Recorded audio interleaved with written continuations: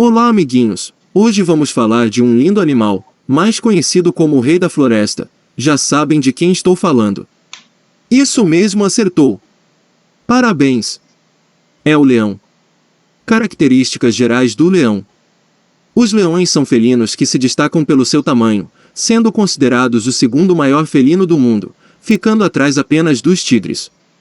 Apresentam um tamanho de cerca de 1,37 a 2 metros, corpo e cabeça, e uma cauda que varia entre 66 e 100 centímetros.